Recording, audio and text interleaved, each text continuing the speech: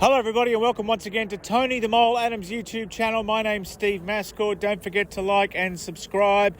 And this week I'm coming to you from the University of Chester at Warrington. This is the training base of the Wolves, who Tony will be joining us in Las Vegas in a couple of months' time. Less than 2 months actually, a month and a half.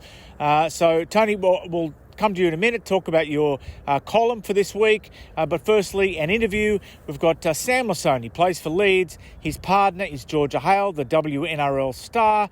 And I asked Sam firstly about women's rugby league in general, but also after that about whether they talk about football at home that much. I always wonder, these couples who both play, whether they just, it's like a constant team meeting at home. They're constantly talking tactics and watching NRL 360. So I asked Sam Lisone what it's like at home.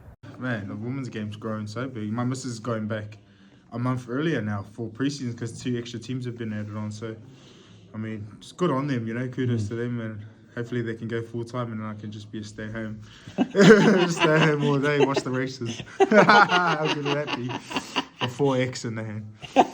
Yeah, like how do you talk footy much at home? I know people ask you that, don't they? But I'm curious. What do you talk footy in much? Nah, not at all. Never. Yeah, she's got a footy head. I like watching footy, but just at training, you know what I mean? When I go home, I don't really like talking or watch anything. She would watch it every day. Like, I'm like, mate, come on, turn it off. So, Tony, before we go into your column, an item you wrote a couple of days before that about another Hopoate about to make his first grade debut. Yes, Stephen, it's probably the most prodigious rugby league family, certainly that I can remember, the Hopoates. I think this is the 4th son of the infamous John, who's in line to play the NRL, and he's also got a daughter playing NRLW. So this guy's a little bit different. His name's Sione Hopoate. He's 26 years old. He's been running around the Q Cup for the last few years, but he's impressed Michael Maguire at the Broncos. And let's not forget, the Broncos have lost 2 or 3 wingers over the summer. Corey Oates has retired. Young Sailor's gone over to the UK. So this 26-year-old is on a train and trial deal, and we'll get to see him in, just a few weeks when the trials start here down under. And if he performs well, could be the next Hopoate on the production line. And Tony, it's fitting that I'm standing on the edge of a training ground because you've got your spies at a training ground in Newcastle. And you got a bit of inside running on who will be the halves for the Knights this year. Yeah, it's a strange one. Adam O'Brien's got a bunch of halfbacks. He's got Jack Cogger, Jackson Hastings, Will Price from over there, and Tyson Gamble all in contention for the halves.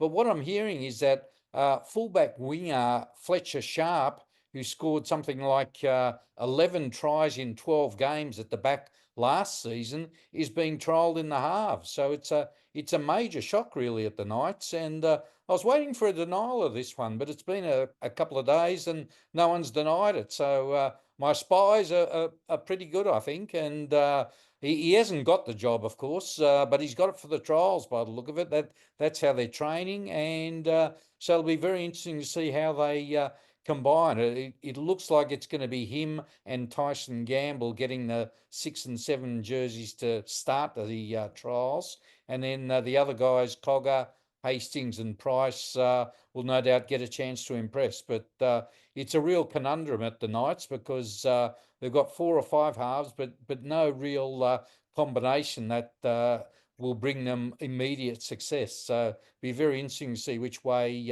Adam O'Brien rolls on this one.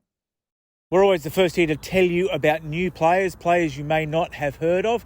Therese Tate, Tony. Who's Therese Tate? Yeah, well, Roosters fans know Therese Tate, Steve, simply because he's a 19-year-old who scored 14 tries in 10 games for them in the New South Wales Cup last year. He played under-19s for Queensland, and word is he might be another one we can see in the trials because he's pretty close to first grade, and the Roosters have signed him to a 4-year deal. So it shows you what they think of him. We were just talking before off air about how often 4-year deals don't see the 4 years. But let's see what happens with Tyrese Tate. Very quick young Queenslander, one to watch. Here's another one you may not have heard of, viewers. Ryder Williams. Ryder Williams. Tell us all about him. He's got a famous dad, Tony. Yeah, well, that's right. We might not know Ryder, but we know Jason Williams.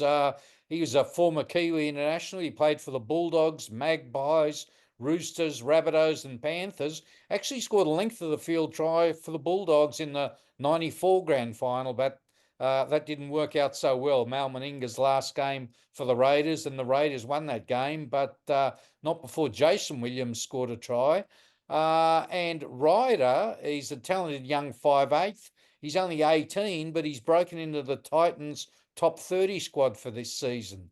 They've got plenty of halves, the Titans, so it'll be interesting to see if Des Hasler gives him a run in the trials. But he's got a couple of very good halves to learn off in Hasler and Kieran Foran. Two blokes have been around for a long time, and will teach this kid all the tricks he needs. So, yeah, another one for the little black books, Ryder Williams. And finally, this item has attracted a lot of attention, a lot of speculation. Can you give us any more clues?